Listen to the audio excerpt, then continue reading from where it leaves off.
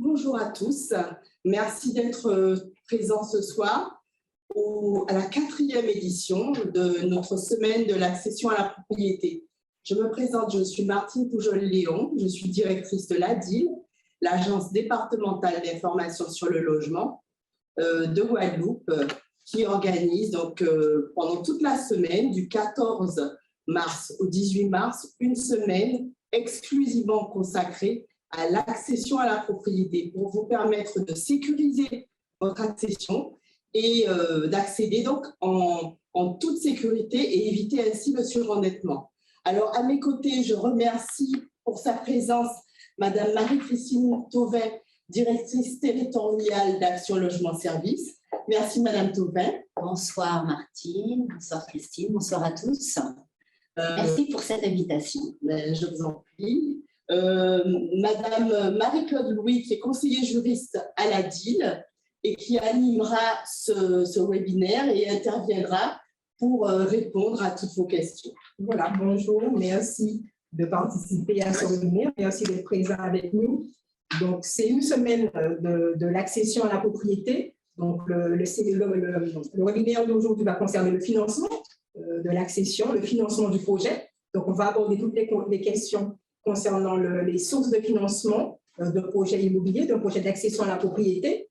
Demain, toujours à 18 h, donc tous les webinaires sont du lundi au vendredi à 18 h. Demain, vous aurez un webinaire concernant les constructions, les travaux et notamment la question liée à la crise, la question financière, de comment s'adapter, s'adapter aux effets de la crise par rapport au coût des matériaux.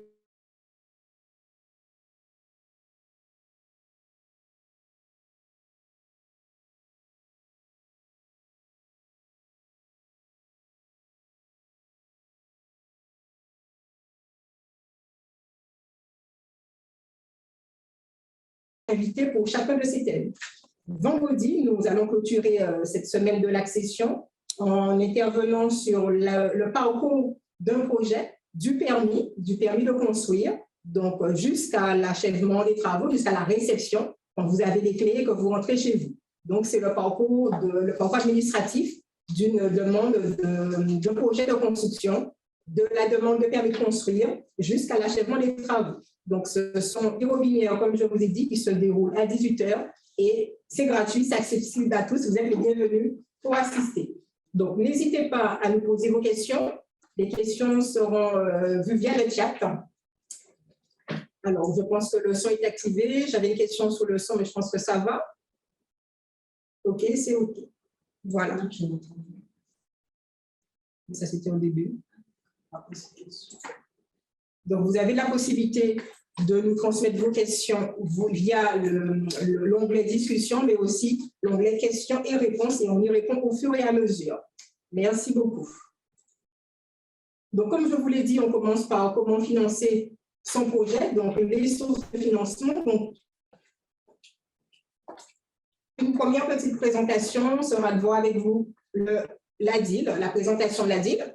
Donc, pour ceux et celles qui ne connaissent pas encore, l'Agence départementale d'information sur le logement. Ensuite, le volet sera sur la capacité de financement, donc évaluer ces capacités de financement, ces ressources, pour déterminer la faisabilité d'un projet d'accession à la propriété. Et nous verrons dans un troisième temps les différents prêts aidés, le prêt bancaire, le financement principal. Donc, on abordera les différentes sources de financement d'un projet immobilier, d'un projet d'accession à la propriété. Donc, sur la présentation de l'ADIL, donc l'ADIL, c'est votre agence départementale d'information sur le logement. Donc, l'ADIL est agréée dans le cadre de l'article L 366-1 du Code de la construction et de l'habitation. C'est cet article qui définit les différentes missions qu'exerce l'ADIL. L'ADIL fait partie d'un réseau de plus de 82 ADIL présentes dans la France, mais également dans les DOM. Donc, les 4 DOM disposent d'une agence départementale d'information sur le logement.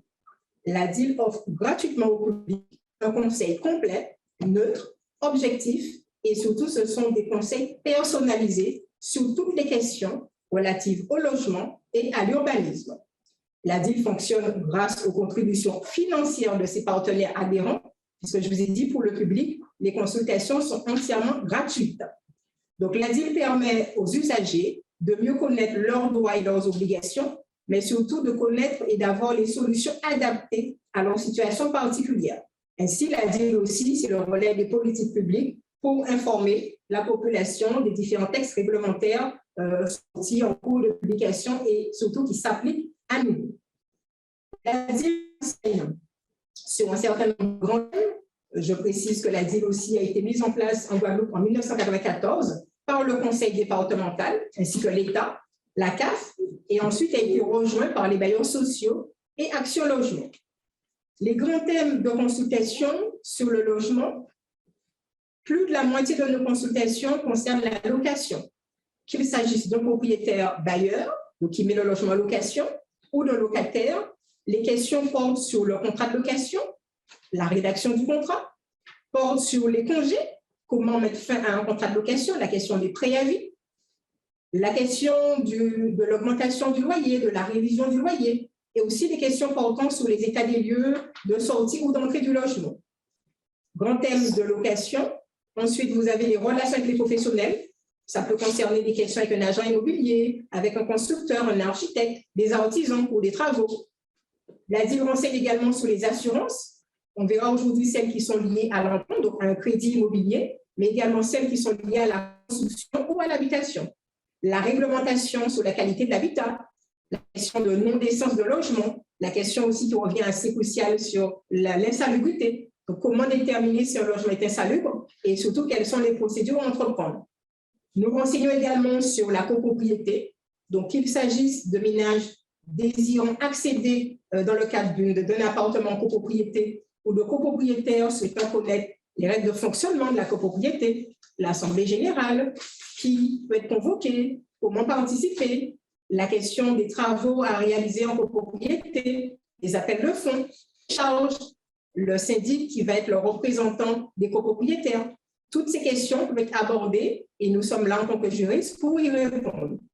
Le grand thème, qui sera aussi la thématique de ce webinaire, c'est l'accession à la propriété. Donc, nous avons une mission importante pour les ménages qui sont intéressés, qui souhaitent mener à terme un projet d'accession à la propriété. Et cette thématique va se décliner sur 3 grands volets. Donc, dans un premier temps, on a le volet financier qui va nous permettre d'établir des simulations financières. C'est-à-dire que les ménages qui souhaitent déterminer leur capacité de financement, connaître les différentes sources de prêts, d'aide auxquelles ils pourraient prétendre, peuvent nous solliciter pour établir une simulation financière. Donc, non, nous ne sommes pas une banque, nous n'accordons pas de prêts, mais nous permettons aux ménages de connaître les différentes sources de financement de son projet, de connaître la faisabilité de son projet, d'avoir aussi des pistes de questions éventuellement à poser aux différentes banques. Donc, ça prépare l'entretien avec la banque, avec l'établissement bancaire qui va financer, qui va accorder le crédit. Ça permet d'avoir des pistes de questions, d'interrogations et surtout de mieux négocier aussi, puisque l'objectif de crédit immobilier, c'est quand même d'avoir les clés pour négocier avec le conseiller immobilier. Donc, à la DIL, nous établissons les simulations financières. Alors, ça peut concerner des ménages qui ont un projet précis, donc qui ont déjà trouvé la maison de leur rêve, qui connaissent le coût, qui connaissent vraiment le montant total de leur opération, mais ça peut aussi concerner des ménages qui veulent juste savoir au cas où. Donc, si dans quelques années, j'envisageais d'accéder, est-ce que je pourrais et quels sont les efforts à faire, notamment la question d'épargne, qu'on abordera par la suite. Donc, ça, c'est un premier angle. Nous établissons les simulations financières pour les ménages. Autre angle, pas des moindres, c'est la possibilité de vérifier, de faire l'étude de vos contrats, quel que soit le contrat. Ça peut être la promesse ou le compromis de vente pour l'achat d'un terrain, l'achat d'une maison existante, d'un appartement. Ça peut être le contrat de construction. L'idée, c'est que vous pouvez passer ou faire la maison avec un constructeur unique, c'est ce qu'on appelle le CCMI, contrat de construction de maison individuelle, donc un seul opérateur, c'est la fameuse maison clé en main. Mais vous pouvez aussi passer par plusieurs corps d'État, plusieurs entreprises séparées. C'est ce qu'on appelle des contrats d'entreprise. Vous pouvez nous soumettre tous ces contrats avant signature, bien sûr, puisque la DIL, c'est vraiment une mission préventive pour accompagner, conseiller et permettre de faire des choix éclairés. Donc, si vous avez déjà signé le contrat, notre mission est un petit peu réduite à vous dire ce que vous n'aurez pas dû faire, ce que vous n'aurez pas dû signer. L'autre angle sur l'accession, c'est aborder avec vous la fiscalité et les frais annexes.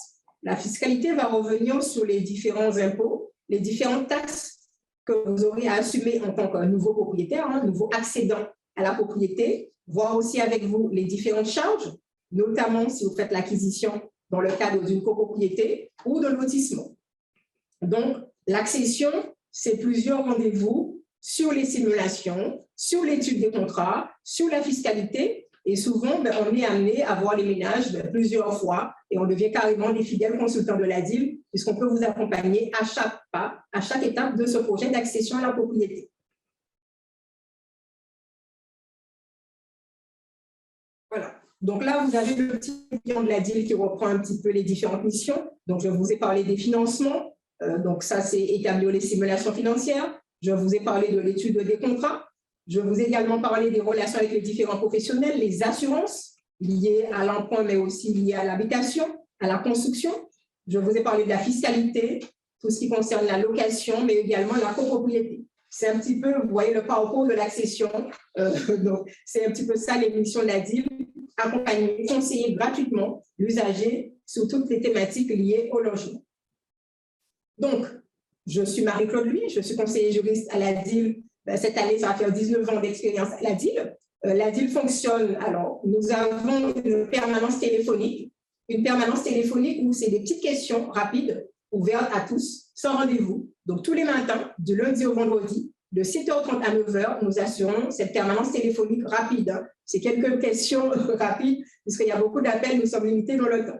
Donc, ça, c'est le premier mode de réception au téléphone.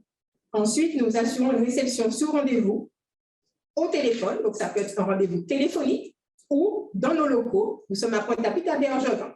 Donc, on ne va pas trop insister sur les horaires, puisque ça, vous pouvez le retrouver, que ce soit auprès de nous, mais également sur le Facebook. Nous avons le Facebook, vous pouvez retrouver nos coordonnées pour nous joindre. Pas de souci pour avoir un rendez-vous à l'ADIL. Nous assurons également des permanences de proximité dans les communes. Donc, nous sommes sur la commune de Saint-Claude tous les premiers lundis du mois. C'est sur rendez-vous. Donc, il faudra contacter Saint-Claude pour convenir de rendez-vous. Nous assurons depuis l'année 2021 également des permanences avec la CNGT, la communauté d'agglomération Nord-Grande-Terre. Donc, les résidents de Port-Louis, Anse-Bertrand, Mornalo, Le Moule et Petit Canal ont accès à nous directement dans leur commune, ainsi qu'avec la Carle, la Riviera du Levant, comportant les communes du Gosier, Désirade, Saint-François et Sainte-Anne. Alors, je répondrai aux questions au fur et à mesure. J'aurai une question concernant la possibilité de retrouver cette conférence par rapport à l'enregistrement. Oui, cette conférence est enregistrée et sera diffusée notamment sur notre Facebook. Donc, vous pouvez retrouver effectivement cette conférence. Voilà, donc ça, c'était pour les permanences et la possibilité de nous joindre. Donc, je vous disais, nous sommes disponibles au téléphone au 05 90 89 43 63. Donc, après la présentation de l'ADIL, nous allons passer à la capacité financière, donc évaluer votre capacité de financement d'un projet. Alors, juste pour pouvoir…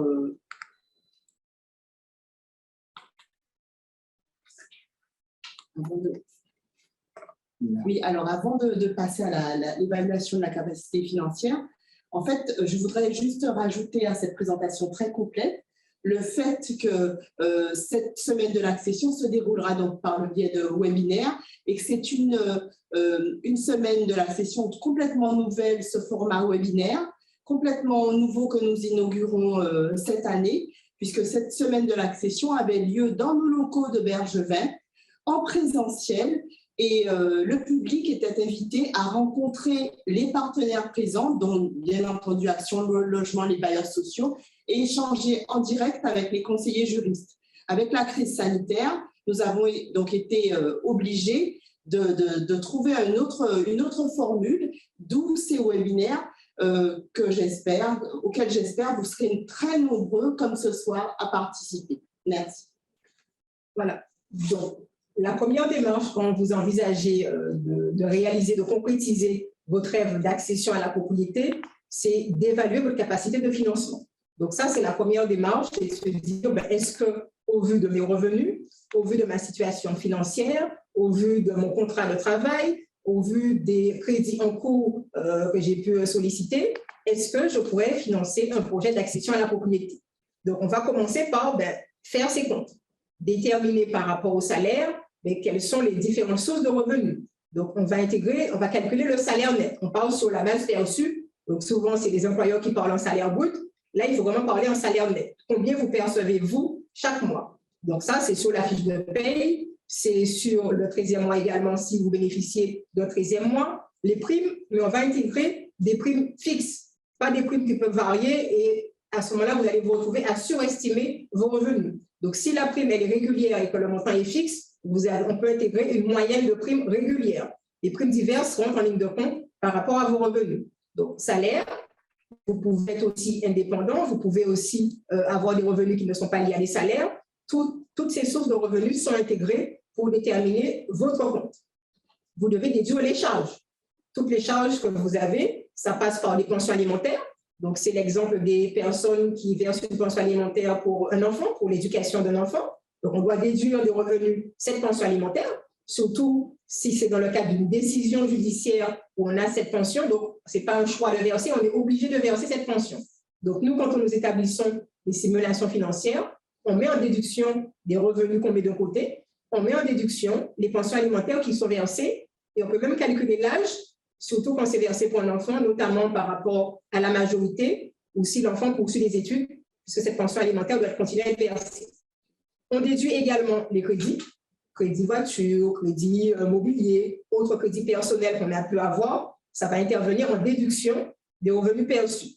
Donc, ça, c'est important de ne pas fausser ce calcul en intégrant des primes qui sont exceptionnelles, par exemple, ou en ne déclarant pas des crédits ou des pensions alimentaires qu'on doit verser. Puisque ça, c'est la base pour déterminer par la suite sur quel prêt vous pouvez avoir droit, quelle mensualité vous pouvez rembourser. Donc, il faut dès le départ bien faire ses comptes, bien calculer ses revenus. Ensuite, il faut aussi, en fonction du projet, tenir compte des frais annexes que vous aurez. Les frais du crédit, vous aurez des frais de dossier à la banque. Si vous passez par un courtier, vous aurez aussi des frais de courtage. Le courtier, c'est celui qui peut être amené à rechercher auprès des banques, à mettre en concurrence les banques pour vous rechercher un financement bancaire. Donc, vous aurez des frais, des honoraires de cette entreprise, de ce prestataire de service. Vous aurez aussi les frais de garantie. C'est les frais que la banque va vous exiger pour être sûr que vous serez amené à rembourser le crédit. Les frais d'hypothèque, les frais de cautionnement. Vous aurez aussi les frais d'assurance. On en parlera par la suite. L'assurance du prêt, assurance décès et validité, mais également les assurances perte d'emploi. Ce sont des sommes, des frais annexes qui se rajoutent à vos dépenses liées à l'immobilier. Vous devez intégrer les frais d'acquisition du logement ou du terrain. Par exemple, les frais d'agence immobilière, si vous recherchez ce bien via une agence immobilière, les frais de notaire, les frais d'études de sol, de bornage du terrain, si ce n'est pas délimité, la viabilisation. On a des difficultés aujourd'hui avec les réseaux, l'extension de réseau.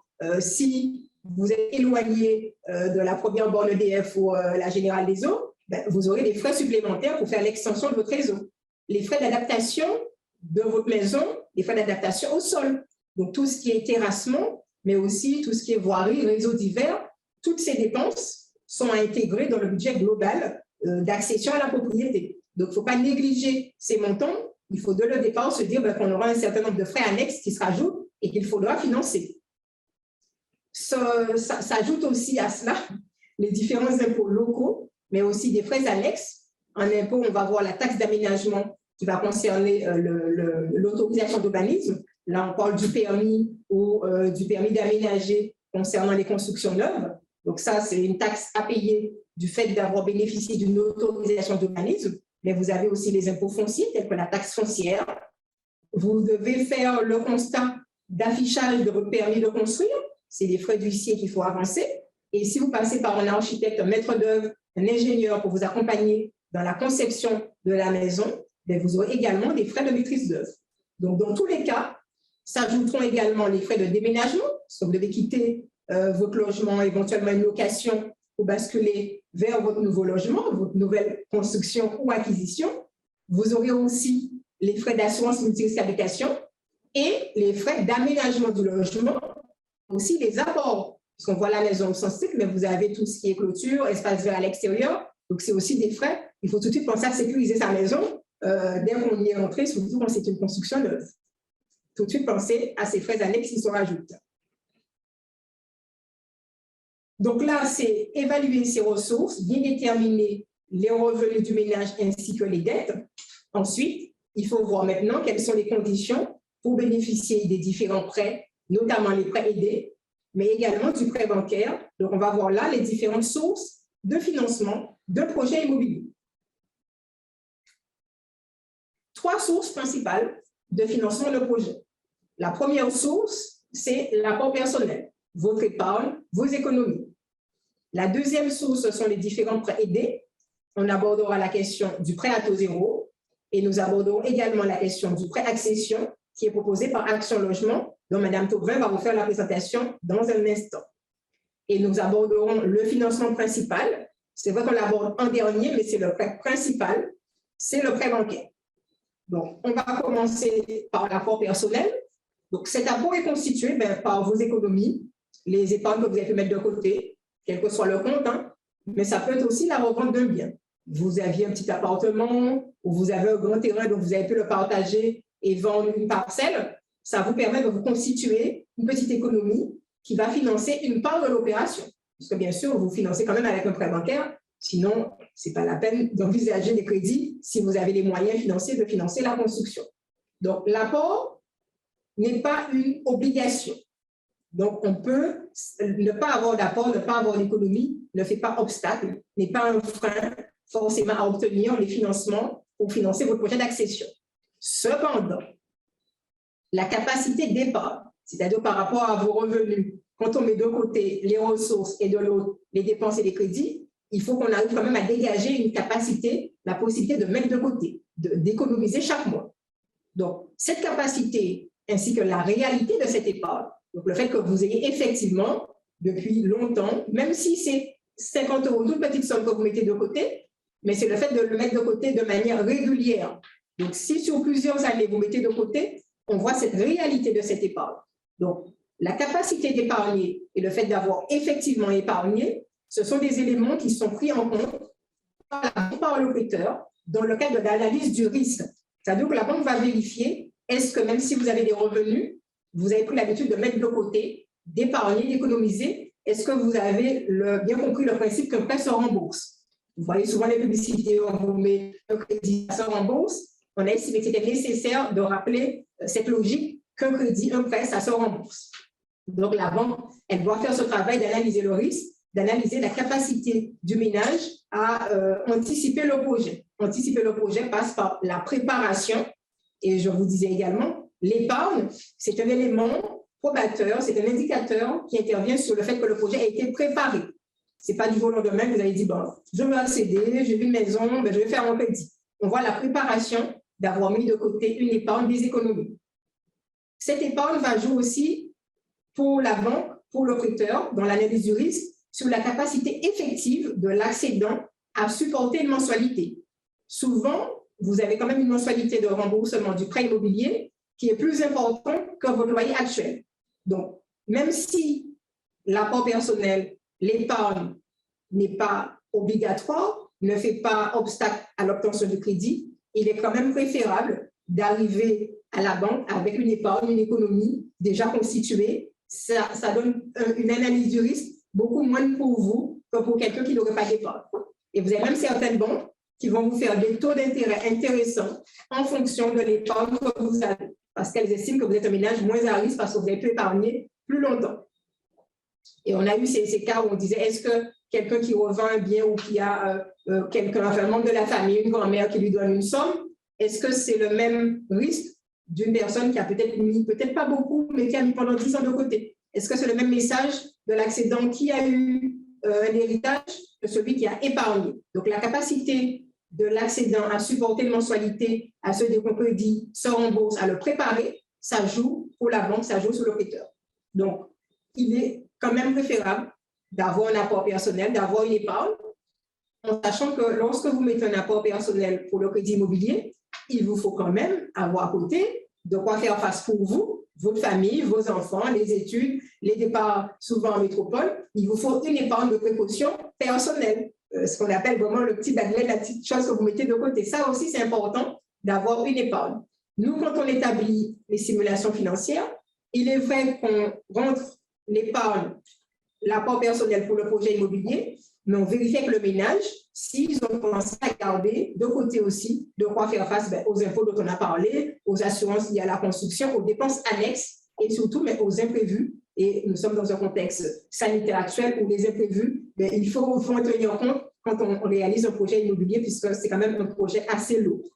Donc, l'apport personnel est pas obligatoire, mais vivement conseillé. Nécessaire, du moins c'est un indicateur pour la banque du sérieux de la solvabilité du ménage. Autre source de financement, donc je vous ai dit qu'il y a 3 sources de financement de projet d'accession. La première source, c'est votre apport personnel. La deuxième source, ce sont les différents prêts complémentaires. En prêt complémentaire, nous avons le premier, le prêt à taux zéro. Comme son nom l'indique, le taux d'intérêt, il est à 0. Donc, la banque ne vous applique pas de taux d'intérêt sur ce prêt. Elle peut cependant vous réclamer l'assurance décès-invalidité. Pas d'intérêt, mais assurance possible. Donc, c'est une avance remboursable sans intérêt. Qui est concerné par ce fameux prêt à taux zéro? On dit souvent primo-accédant. Le primo-accédant, c'est qui? C'est la personne qui va faire l'acquisition de sa résidence principale. Donc, ça veut dire que son logement que la personne va occuper de manière régulière. Mais c'est surtout une personne qui n'était pas déjà propriétaire de sa résidence principale. Et ça, au cours des 2 dernières années précédant l'émission de l'offre de prêt. Donc, si actuellement vous êtes en location, donc vous n'êtes pas propriétaire de votre résidence principale, vous pouvez bénéficier de ce prêt à taux zéro. En tout cas, la condition de primo-accédant est remplie. Ça, c'est la première condition.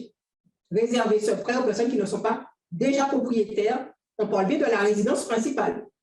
Si vous avez un logement que vous mettez en location, vous n'êtes pas propriétaire de votre résidence principale. Vous pouvez vous vivre en location avant notre logement. Vous pouvez avoir un deuxième logement. D'accord? Donc, ce qu'on va vérifier, c'est le logement que vous occupez. Est-ce que le logement que vous occupez, vous en êtes propriétaire, oui ou non? Ensuite, le prêt à taux zéro est accordé sous condition de ressources. Donc, il y a un plafond de revenus à ne pas dépasser pour prétendre à ce prêt. Alors, le plafond, il vous faut regarder votre dernier avis d'imposition, il vous faut regarder le revenu fiscal de référence. Donc, vous verrez souvent sur la documentation les différentes zones. Pour les départements d'outre-mer, et notamment la Guadeloupe, nous sommes en zone B1. Donc, vous devez regarder les plafonds de revenus de la zone B1 en fonction du nombre de personnes occupant destinées à occuper le logement. Donc, par exemple, si vous êtes couple avec un enfant, donc on est à 3 personnes, le revenu fiscal à ne pas dépasser est de 51 000 €. Donc, ça, il faut juste le regarder sur votre dernier avis d'imposition et vérifier que vous dépassez le plafond. Donc, l'exemple là de 51 000 €, ça peut correspondre en net, pour avoir une petite idée, pour le ménage, à peu près 4 500, 4 700 €. Après les abattements, donc ça, c'est sur en net, 4 500, 4 700 € pour un ménage de couple avec un enfant. Donc, vous voyez quand même que ça reste quand même des plafonds assez intéressants et permettent quand même à beaucoup de personnes d'accéder au financement bancaire et d'avoir un prêt à taux zéro. Donc, j'ai dit prêt complémentaire. Pourquoi? Parce que le prêt à taux zéro, à lui seul, ne peut pas financer la totalité du projet. Il complète le financement bancaire qu'on a vu. Et le prêt Action Logement va aussi intervenir en prêt complémentaire. Ça veut dire que pour un projet immobilier, l'objectif, c'est de cumuler le maximum de prêts complémentaires, puisqu'ils sont plus intéressants. Ils ont des taux très bas, voire pas de taux du tout. Et ensuite, on va rajouter le financement bancaire. Donc, le prêt à taux zéro, quand les gens nous disent est-ce qu'on peut avoir un prêt à taux zéro, oui, mais pas seul. Il faudra aussi répondre aux exigences bancaires d'un projet immobilier. Donc ça, ce sont les 2 conditions. Ne pas dépasser les plafonds de revenus que vous avez là et ne pas être déjà propriétaire de sa résidence principale. Quelles opérations sont concernées? Principalement le neuf. Neuf veut dire logement jamais occupé. Vous devez être la première personne qui rentre dans ce logement. Il y a la petite exception pour la location-accession, mais le logement neuf, fiscalement, même s'il a 1 an et on dit il est neuf, il ne faut pas que ce logement ait déjà été habité par quelqu'un. Donc, le logement neuf, ça peut être l'achat terrain, la construction d'une maison. Ça peut être la construction seulement, si vous êtes déjà propriétaire du terrain, si vous avez la chance d'être déjà propriétaire de terrain. Ça peut concerner l'achat d'un logement, maison ou appartement, notamment dans le cadre des ventes en état futur d'achèvement. Donc là, ce sont les promoteurs qui proposent de vous vendre l'appartement ou la maison, déjà tout réalisé, tout construit. Le prêt à taux zéro peut concerner aussi les opérations de location-accession. Je précise que le thème de mercredi, ce sera la location-accession, une bonne option pour accéder à la propriété. Donc, je n'insisterai pas dessus. Vous êtes invités à suivre avec nous, ainsi que l'intervenant de la SPHLM, la présentation du dispositif location-accession. Qu'est-ce que c'est et surtout quels sont les programmes en cours et combien ça coûte? Est-ce qu'on peut financer ce type de projet? Donc, généralement, dans le neuf, le prêt à taux zéro peut aussi financer la transformation d'un logement, enfin d'un local en logement, ou quand vous faites de gros travaux qui seraient carrément assimilables à du neuf, de rénovation lourde dans un logement, vous pourriez bénéficier du prêt à taux zéro. Donc, l'idée, c'est que les opérations, ce sont des logements neufs que vous construisez ou que vous achetez, mais jamais occupés. Exceptionnellement, le prêt à taux zéro peut également financer l'achat de la résidence principale dans l'ancien. Mais attention, pas n'importe quel ancien, ça concerne uniquement le locataire du parc HLM, donc de logement social, qui achète son logement. Donc, le locataire de logement social qui fait l'achat de son logement, donc du logement social, peut bénéficier du financement du prêt à taux zéro. Donc là, on a vu que le prêt à taux zéro peut financer, si on n'est pas déjà propriétaire de sa résidence principale, si on ne dépasse pas les plafonds de revenus, et aussi peut financer des opérations principalement dans le neuf, exceptionnellement dans l'ancien, pour les locataires du parc social souhaitant faire l'achat de leur logement. Donc ça, c'est bon pour le prêt à taux zéro. La question. Donc, s'agissant du prêt complémentaire d'Action Logement, c'est dans un instant, on va revenir dessus, puisque pareil que le prêt à taux zéro, il peut intervenir en complément du prêt à taux zéro et en complément du prêt bancaire. Donc, on va juste passer au financement principal, au financement bancaire. Ensuite, je donnerai la parole à Mme Marie-Christine Thauvin, la directrice d'Action Logement Guadeloupe, pour vous parler des produits proposés par Action Logement. Donc, le financement principal, donc le prêt bancaire, principal, comme je vous l'ai dit, parce que vous aurez forcément besoin du prêt bancaire pour compléter les différents prêts complémentaires, que ce soit le prêt bancaire ou le prêt d'Action Logement. Donc, on va retenir le plus simple, le cas le plus simple, mais surtout le plus courant. On va parler de taux fixe. Donc, on va éviter, si on ne s'y connaît pas, si on n'est pas routier, si on n'est pas trader, on va éviter les taux variables. Vu la situation, vu le contexte, on reste sur des taux fixes. Et en principe, des mensualités fixes, sauf que vous verrez quand on fait le cumul des prêts, prêt à taux zéro, prêt Action Logement et prêt bancaire, il n'arrive pas forcément par rapport aux différentes durées qu'on ait une mensualité fixe. Donc, l'objectif, c'est d'avoir une mensualité fixe également, mais elle peut être amenée à varier, surtout puisqu'on peut avoir ce qu'on appelle un différé de remboursement. Donc, on ne rembourse pas forcément en même temps les différents prêts. Mais l'objectif, c'est de se dire surtout ce qui compte, c'est taux d'intérêt fixe. Il ne varie pas tout le long du prêt. La mensualité, si possible, fixe, mais elle peut être variable. En général, quand elle est variable, c'est plus dans vos intérêts qu'autre chose. Parce que ça permet peut-être en fin de prêt, en fin de crédit, d'avoir des échéances moindres. Donc ça, c'est une première information pour le crédit immobilier. Les durées, alors les banques aiment bien les durées qui sont multiples de 5. Donc vous avez 15 ans, 20 ans ou 25 ans. Il n'est pas interdit de solliciter un prêt sur 18 ans, voire 22 ans. Ça existe cette durée. Et des fois même, la banque vous propose les mêmes taux d'intérêt entre 22 ans et 25 ans. D'accord? Donc, on peut faire des crédits sur des durées intermédiaires. Ce n'est pas forcément 20 ou 25. Par contre, en termes de taux d'effort, le taux d'effort, c'est par rapport à vos revenus, le montant maximum que vous pouvez rembourser.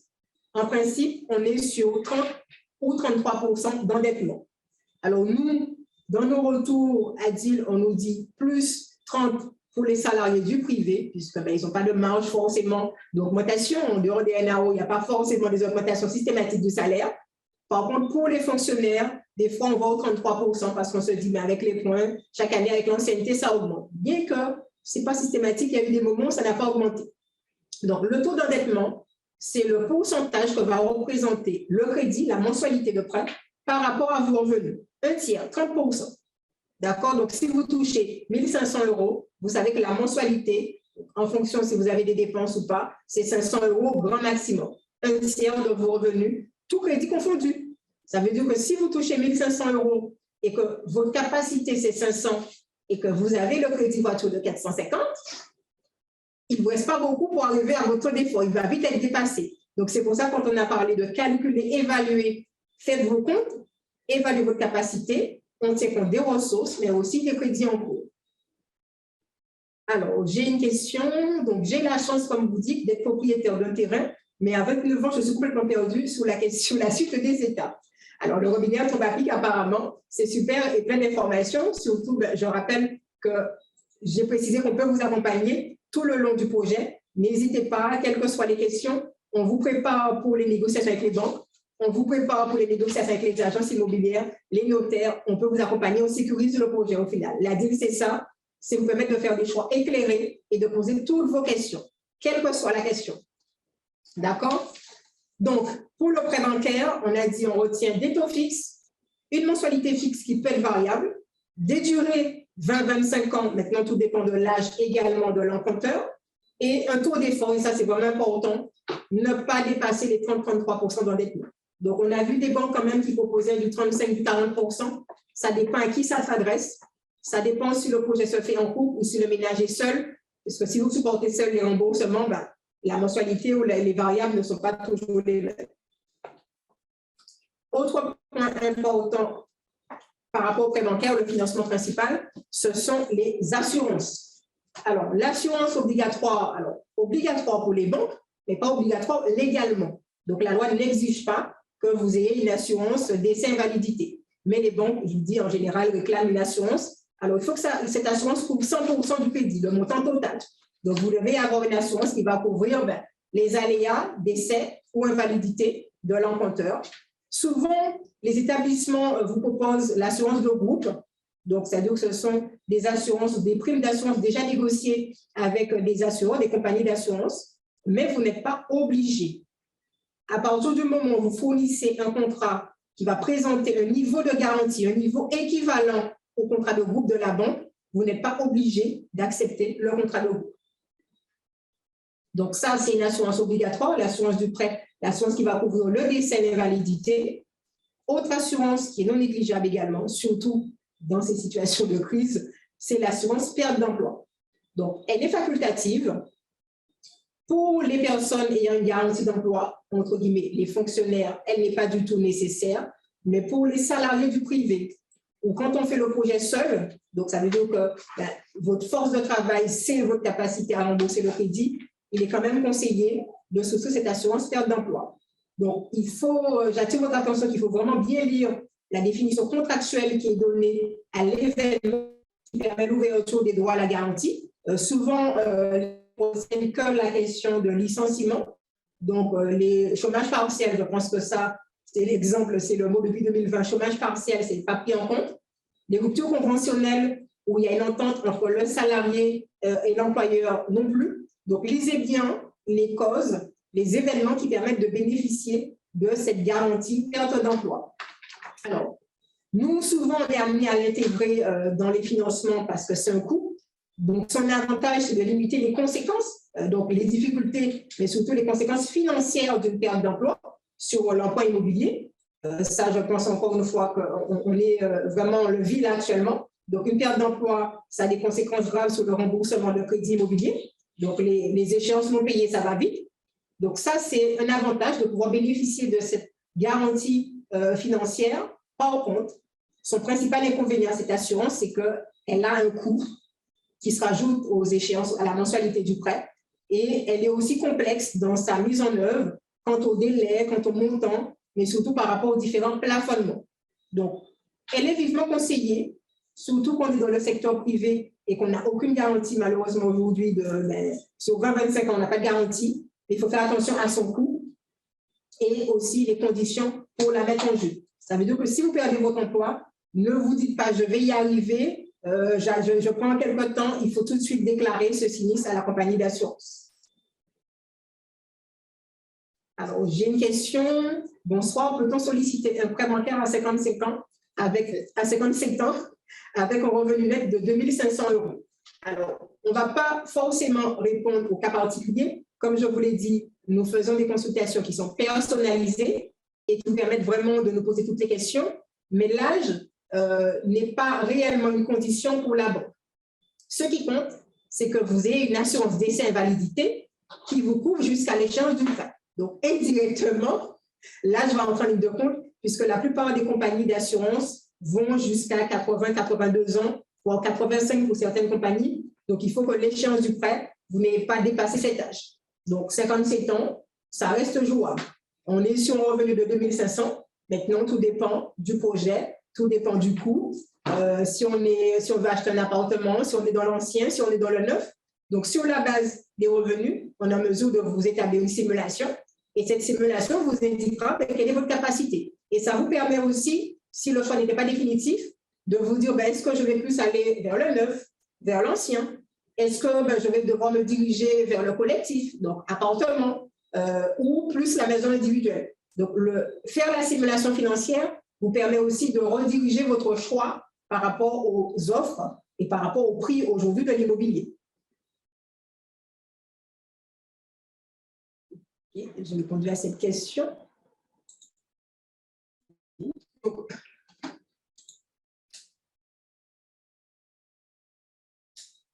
Alors, j'ai juste une question. Pouvez-vous me dire la vraie finalité de l'assurance décès invalidité? Alors, l'assurance décès invalidité, je réponds en direct, elle est sollicitée par la banque pour garantir, mais parce qu'elle est fouleuse, elle veut être sûre que son crédit soit remboursé. Donc, l'objectif, c'est de permettre à la banque d'avoir une garantie de remboursement. Donc, elle est faite pour la banque.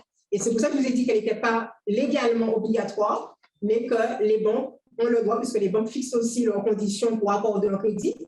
Je rappelle que la banque est libre de faire une offre de prêt ou pas, qu'elle n'a aucune obligation et qu'elle peut, même si on estime avoir toutes les garanties, puisque vous avez quand même un service instructeur qui va vérifier le risque. Et si on estime que vous êtes un ménage à risque, vous n'aurez pas le prêt.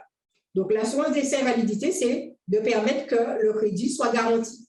Donc, si l'emprunteur subit malheureusement n'est plus là et décède, l'assurance va rembourser le crédit à la place de l'emprunteur décédé.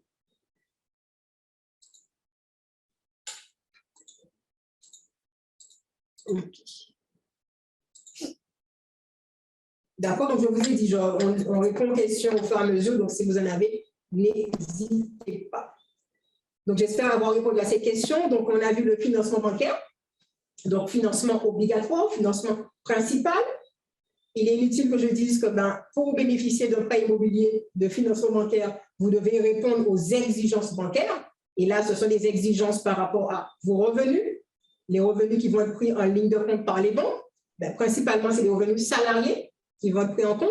Donc, les ressources telles que les prestations familiales ou les autres sources de revenus, les banques sont réticentes à les intégrer, en tout cas pour calculer seul un emprunt immobilier. Donc, on parle de ressources, de contrat de travail surtout. Alors, le CDD n'est pas un frein à une accession, mais si vous êtes seul avec un CDD sur 2 ans, ça peut être compliqué pour la banque de vous accorder un financement immobilier sur 15, 20, 25 ans. Il n'y a pas forcément de visibilité sur un contrat de travail pérennisé. Donc, en général, il est préférable d'avoir un CDI qui permette à la banque de vous accorder un prêt. Alors, j'ai une question sur, bonsoir, qu'est-ce que l'hypothèque? Alors, l'hypothèque, c'est aussi une garantie que la banque souscrit sur le remboursement. Alors, l'hypothèque va intervenir pas dans la situation de décès ou d'invalidité, mais il peut arriver qu'en dehors d'un cas d'invalidité de décès, que les mensualités ne sont pas remboursées. Alors là, c'est l'hypothèse de surendettement. On a fait un crédit immobilier, on est déjà en surendettement, mais la voiture tombe en panne, on fait un crédit, il y a eu le Covid, un chômage partiel, on n'avait pas l'assurance perte d'emploi, et là, il y a des défaillances, il y a des difficultés de remboursement. L'hypothèque, c'est une inscription, c'est comme un gage sur le bien, et qui permet, si, après plusieurs relances, bien sûr, après négociation, renégociation du crédit, qui permet à la banque de faire une procédure de saisie et éventuellement aller jusqu'au bout à faire une vente aux enchères du bien. Donc, ça permet à la banque d'avoir une garantie de remboursement de son crédit en dehors d'une situation d'invalidité ou de décès de l'emprunteur. Donc, alors, l'hypothèque, c'est que ça a un coût. Donc, c'est pour ça qu'il est préférable en général de passer par la caution. L'hypothèque, c'est le coût de l'inscription, qui est souvent, c'est une inscription faite par le notaire.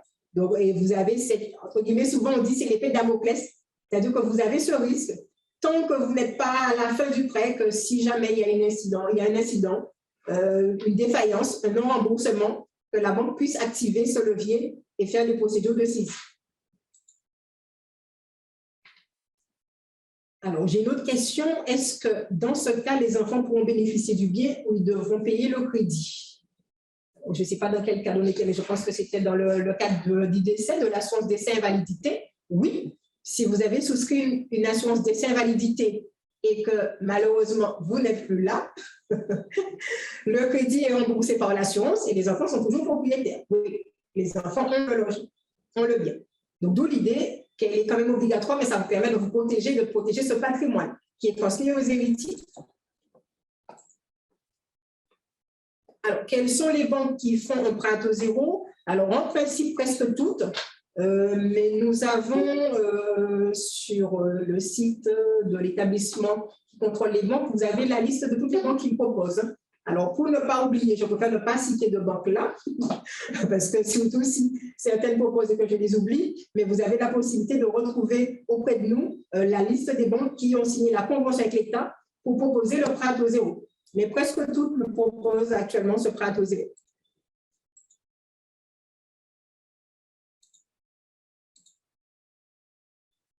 OK. Il y a ces questions également.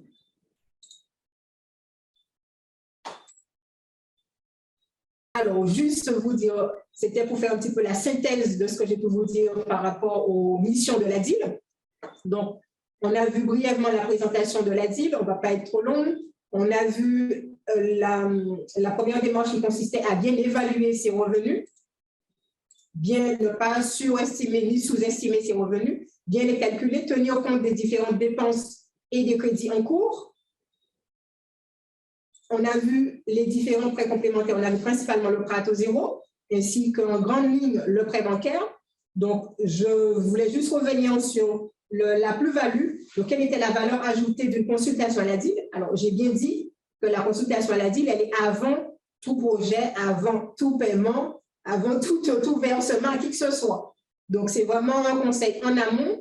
Et on a pu se rendre compte dans le cadre d'une enquête qui était portée par notre maison mère, donc par l'ANIL, l'Agence nationale d'information sur le logement, que l'ADIL permet aux ménages d'être rassurés en faisant le projet. Donc, rassurer, c'est aussi d'inciter à sauter le pas.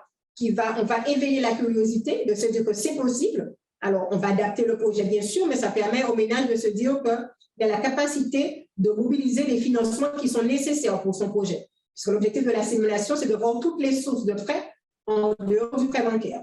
Les ménages sont aussi en capacité d'évaluer le coût total du projet. Le coût total, c'est l'achat du bien certes, mais c'est aussi les frais annexes qu'il ne faut pas du tout négliger et se retrouver avec des difficultés de remboursement des frais annexes, des charges de copropriété, des impôts et autres. Donc, la consultation à l'ADIL permet aux ménages d'évaluer le coût total de leur opération. Ce sont aussi des ménages qui sont conscients des risques d'invalidité, de décès, de perte d'emploi, risques aussi pour les ménages, notamment par rapport à la situation familiale, ceux qui font le projet en couple, en union libre, non mariés. Donc, on va aussi leur parler du choix du régime matrimonial, du choix par rapport à ce projet d'accession en union libre, quelles sont les précautions à prendre, et on peut être amené à les rediriger vers un notaire pour formaliser le choix de faire l'acquisition sans être marié, sans régime matrimonial spécifique. L'ADIL permet aux personnes aussi d'être responsables, notamment pour ceux qui font des projets dans le cadre de la copropriété. Bien comprendre le fonctionnement de la copropriété, le fait qu'on n'a pas sa petite maison, mais qu'on a un appartement avec aussi des parties communes, et on est responsable en bien rappelant l'obligation de participer au fonctionnement, aux assemblées, mais aussi au paiement des charges de copropriété. Donc, l'impact qu'a l'ADIL, c'est vraiment rassurer les ménages, leur permettre d'évaluer l'ensemble des frais annexes de leur projet, les inciter à sauter le pas pour tous ceux qui s'inquiétaient de ne pas pouvoir financer un projet d'accession, mais aussi limiter les difficultés financières. Ça, c'est par rapport au remboursement du crédit. Bien rappeler qu'un crédit se rembourse, donc adapter vos endettements par rapport à votre situation et par rapport au choix. On permet aussi d'anticiper les dépenses, notamment par rapport à un départ à la retraite, par exemple. Donc, calculer la mensualité en tenant compte de la pension de retraite et non du salaire qu'on n'aura plus. Calculer par rapport au départ en études des enfants, par rapport aux charges, logement. On sait très bien que les logements coûtent cher, mais aussi les frais annexes, les frais d'aménagement et autres du logement, ce sont des dépenses qu'il ne faut pas négliger. Donc, c'est pour ça que, comme je vous disais, on peut être amené à accompagner un ménage tout le long de son projet d'accession à la propriété. Et on a vu que cette valeur ajoutée était importante parce que ça permettait de sécuriser les différents ménages et de permettre qu'ils puissent finaliser, concrétiser leur projet d'accession. Voilà. Donc, là, on a pu répondre à toutes vos questions via le chat. Je ne sais pas si vous en avez d'autres, mais n'hésitez pas, que ce soit les questions-réponses ou en discussion, on y répond. Donc, normalement, là, on va revenir, puisqu'on a conclu avec les différents financements, prêts complémentaires. On va revenir sur le prêt d'Action Logement. Et là, je vais passer la main à Madame Marie-Christine Thauvin, la directrice d'Action Logement Guadeloupe.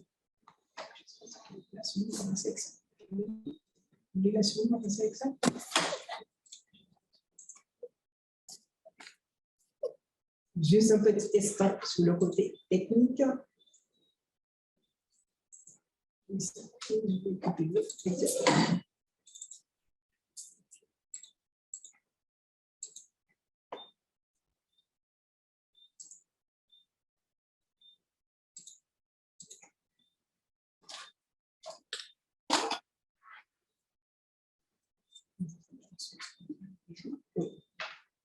Bonsoir à tous, merci de votre présence. Je pense que jusque-là, vous avez été très, très alimentés en informations. Et donc, je vais poursuivre avec la présentation donc, des dispositifs en matière d'accession et travaux d'Action Logement qui viendront donc en complémentarité du prêt ou des prêts que vous allez pouvoir souscrire dans le cadre de votre projet. Donc, Action Logement est connu sous le nom, était connu sous le nom du 1%, et est un organisme paritaire donc, qui est géré par le patronat et les syndicats de salariés. Et notre vocation, c'est donc de faciliter l'accès au logement des salariés. Nous sommes un groupe d'utilité sociale. Nous nous adressons donc à tous les salariés du secteur privé, d'entreprises dont l'effectif est supérieur à 10 salariés. Donc, l'idée, c'est de pouvoir effectivement faciliter, donc, sur le sujet qui nous concerne, c'est de faciliter l'accession à la propriété, qui est donc un des objectifs prioritaires d'Action Logement. Et par le biais donc, de nos prêts, nous allons pouvoir donner le coup de pouce dans le cadre de ce prêt complémentaire qui peut aider à finaliser le bouclage en fait de votre financement. Action Logement, c'est également le financement donc de tous les bailleurs sociaux de la place, puisque nous accompagnons donc les bailleurs dans la construction de logements en apportant des fonds. Et en contrepartie, nous avons donc des logements réservés aux salariés. Sur les financements également, nous finançons la rénovation urbaine, l'Action Cœur de Ville qui vient accompagner les investisseurs privés qui vont donc réhabiliter des immeubles en vue donc de redynamiser des centres-villes tels que à Pointe-à-Pitre, à Basse-Terre ou aux Abîmes. Alors, concrètement, comment nous intervenons dans le cadre de l'accession? Donc, nous avons des offres. Alors, les offres, elles vont émaner donc de notre filiale, SICOA, ou de bailleurs sociaux tels que la SIG, qui sont en mesure actuellement de vendre des logements. Donc, on en a parlé un petit peu tout à l'heure. Vous pouvez être locataire d'un logement social et vouloir acheter ce logement, ou vous n'êtes pas locataire, mais vous avez la possibilité d'acheter un logement social. Nous interviendrons également au niveau du financement. Alors, ça va se traduire par un prêt complémentaire de 40 000 € à 0,5% remboursable sur 25 ans maximum. Donc, ce prêt, il va concerner la construction d'un logement, donc terrain plus la construction, ou alors l'achat dans le neuf, ou l'achat donc dans l'ancien, mais uniquement chez les bailleurs sociaux. Nous ne finançons plus l'achat dans l'ancien sur le parc privé. Donc, tout à l'heure, on a parlé de taux d'effort. Donc, sachez que Action Logement, c'est l'équivalent d'un organisme bancaire et donc nous sommes soumis aux mêmes règles en fait que les banques et nous vous demanderons d'ailleurs les mêmes documents. Et en termes de taux d'effort, on interviendra jusqu'à 32%. Donc, l'idée, c'est de ne pas mettre en péril, je dirais, votre situation et vous engager dans un prêt qui pourrait en fait déstabiliser le budget. Donc, c'est pour cette raison que nous aurons la même analyse que les banques.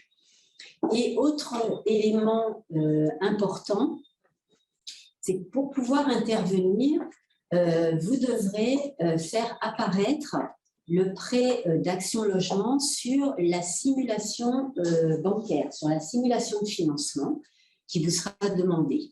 Donc, on part du principe que vous avez un projet et que ce projet, donc comme on l'a vu tout à l'heure, va faire appel à plusieurs financements, dont le prêt Action Logement. Raison pour laquelle il doit apparaître dans la simulation. Si nous ne sommes pas dans la simulation, nous ne pourrons pas intervenir. Ponctuellement et en vigueur actuellement, nous avons une prime accession qui est à votre disposition. Donc, cette prime, elle est versée sous forme de subvention. Elle est sous condition de revenus et elle va également intervenir pour le neuf, donc ce que j'ai dit tout à l'heure, terrain plus construction, achat dans le neuf ou si vous achetez chez un bailleur social. Donc, sur cet aspect, vous pouvez aller donc, sur le site d'Action Logement, actionlogement.fr. Vous aurez donc un test d'éligibilité et à l'issue du test d'éligibilité, vous saurez si vous êtes éligible ou pas et vous pourrez, si vous l'êtes, vous pourrez faire la demande directement en ligne. Alors, je ne l'ai pas dit tout à l'heure, donc je vais revenir dessus. Sur le prêt accession à 40 000, c'est également en digital, tout est digitalisé. Donc, vous allez sur le site d'Action Logement. Vous avez également un test d'éligibilité. On va vous poser des questions, si vous êtes éligible, on va vous poser des questions en fait sur votre projet. Et puis, vous allez recevoir donc le dossier par mail et un lien qui vous permettra de renvoyer et le dossier et toutes les pièces et les pièces justificatives via ce lien. Alors, le lien, il est valable 45 jours. Donc, il est préférable finalement d'avoir un dossier mature, j'ai envie de dire, avant de pouvoir solliciter le lien. Et puis, si d'aventure, le lien venait à expiration alors même que vous n'avez pas eu le temps de renvoyer tous les documents parce qu'il vous manquait des pièces, eh bien, il faudra refaire la démarche, demande, test d'éligibilité et nouveau lien.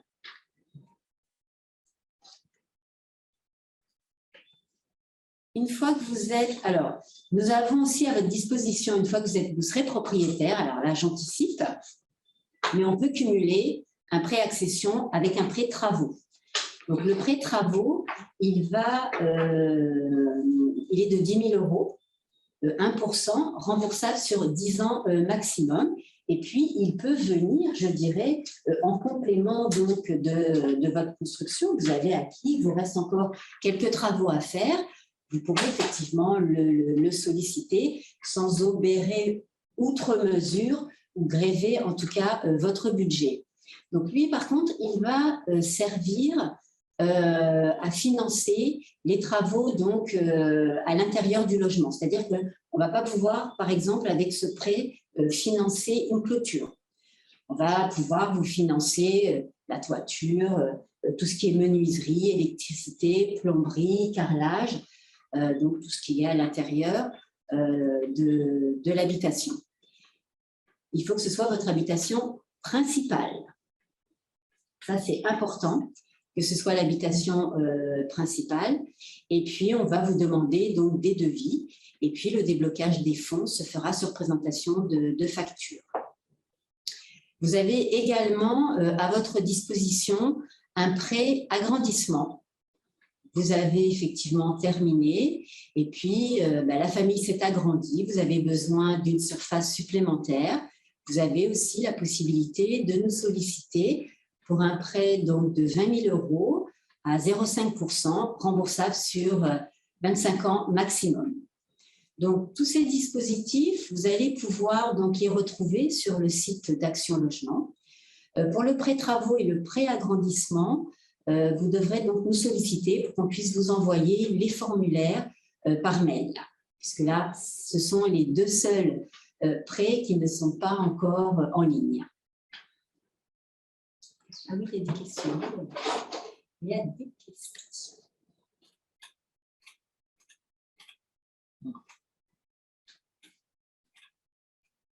C'était ici.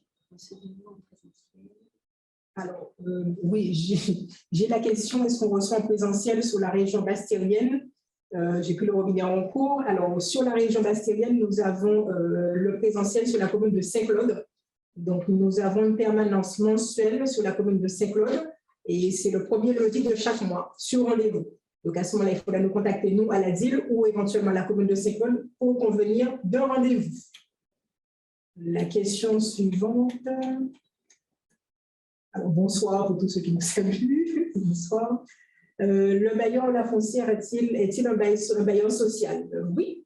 Oui, la foncière est un bailleur social. La particularité, en fait, de la foncière, c'est que donc, ces programmes sont construits dans le cadre de la mixité sociale, c'est-à-dire qu'on va avoir sur un même programme du logement social, du logement très social et du logement intermédiaire. J'ai une question. Vu le prix de l'immobilier, ce sera très difficile pour nous, locaux, de devenir propriétaires. Alors, grâce à Action Logement, j'ai envie de dire, ce sera plus simple. Non, je pense.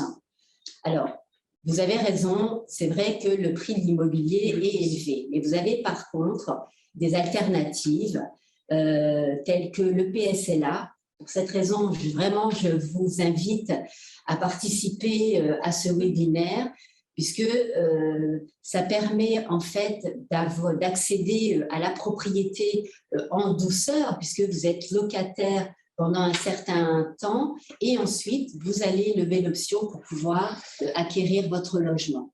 Donc, il y a des solutions et puis je vais vous parler d'une autre alternative. Alors peut-être que vous rentrerez dans le dispositif ou pas, mais il y a des solutions qui méritent en tout cas d'être connues et qui peuvent lever la croyance là que vous avez que ce sera difficile de devenir propriétaire.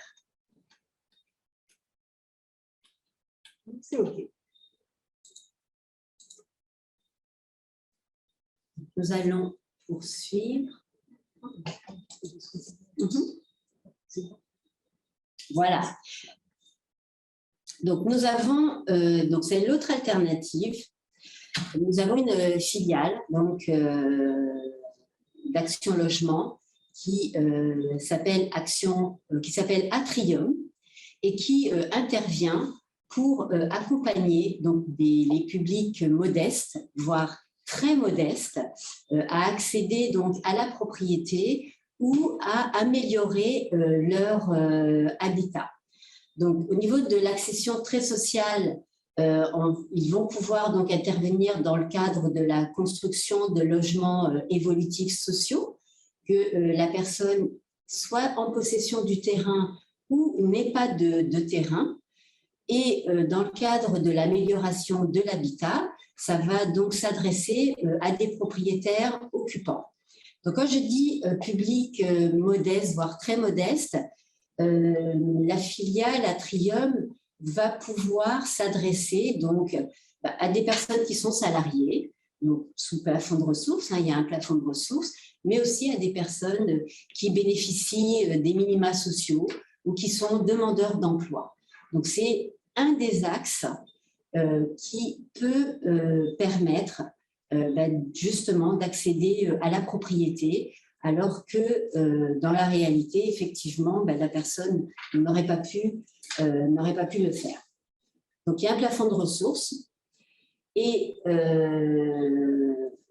dans toutes les interventions, il faudra être assisté d'un assistant à maîtrise d'ouvrage. Donc, il y a une liste, donc un assistant à maîtrise d'ouvrage agréé par l'État. Donc, il y a une liste nominative qui est consultable. En fait, il y a des opérateurs sur le département qui sont compétents en la matière et qui pourront accompagner donc au montage du dossier. Et pour bénéficier effectivement de ces dispositifs, eh bien, il faudra avoir une subvention, soit de l'État, soit de la collectivité. Donc, on est vraiment sur un cadre d'intervention réglementé, mais qui permet effectivement d'accéder, d'avoir une solution pour accéder à la propriété. Alors, les prêts, ils vont de 3 à 20 ans, avec un taux effectivement de 0,5 à 1,8 en fonction du type de l'opération, donc soit de la construction, soit de l'amélioration de l'habitat. On a évoqué tout à l'heure l'âge. Effectivement, l'âge, c'est important. Et on va intervenir là jusqu'à 85 ans maximum. Donc, le financement permet effectivement à une personne d'avoir des mensualités qui soient en cohérence avec ses revenus. Une assurance aussi, donc décès invalidité, et des prêts donc, qui sont compatibles avec l'allocation logement accession. Donc, ça veut dire que la personne qui peut bénéficier de ce dispositif, en principe, est éligible à l'allocation logement, ce qui viendra, en tout cas, la solvabiliser et diminuer le remboursement de son prêt. Donc, pour la filiale Atrium, le contact est 05 90 38 29 64. Vous avez également un email atrium@actionlogement.fr. Et en ce qui concerne son logement, nos bureaux sont à Coulin-Petit-Bourg, donc immeuble Le Reflet.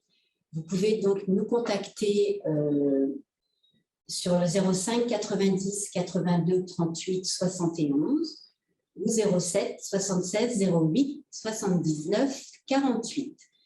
Donc, nous sommes à votre service. Pour pouvoir venir nous voir, eh bien, vous nous appelez, on vous donne un rendez-vous et puis on échange sur tous ces dispositifs. Merci. Merci de votre écoute.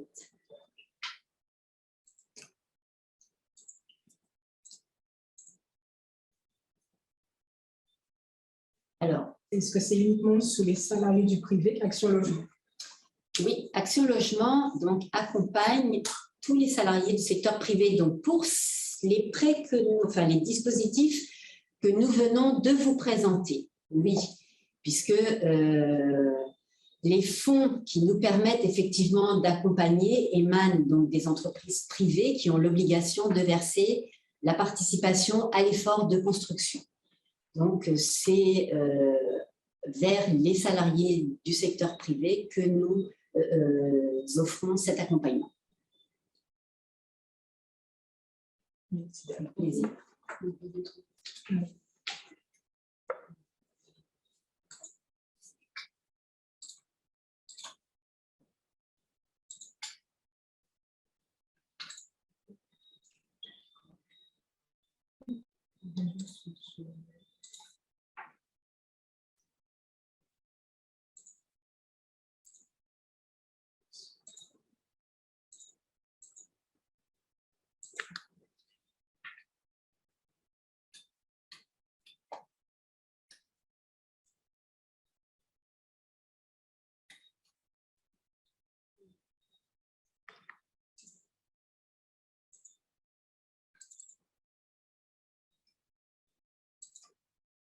Alors, on a tenu les délais. Il est 19h15.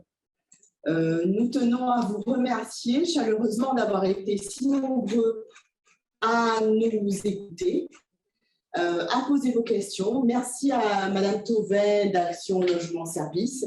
Merci à Marie-Claude Louis pour la clarté de vos propos et la précision également.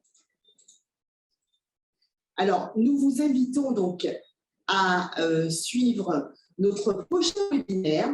Alors, celui-là, pour ceux qui ne l'auraient pas suivi et qui voudraient en faire part à leurs parents, amis, alliés, familles et collègues, il sera bientôt disponible sur notre Facebook. Donc, on va le mettre en ligne. Et le prochain webinaire, comme vous l'a dit, le prochain webinaire, comme vous l'a dit Madame Louis, a lieu demain à 18h, donc mardi 15 mars à 18h, et a pour thème « Construction et travaux, s'adapter aux effets de la crise ». Donc, si vous avez déjà un projet de construction, si vous êtes en pleine construction, si vous hésitez, ce sera le moment ou jamais de poser toutes vos questions, d'avoir toutes les informations, puisque demain, nous serons donc toujours là à la DIL avec un architecte et un agent immobilier qui vous donneront des conseils pratiques, le comportement du marché, leur dire d'experts pour vous accompagner et comme toujours, fidèle à notre mission, sécuriser vos projets d'accession et vous permettre de passer le cap sans difficulté, voilà, en limitant les difficultés.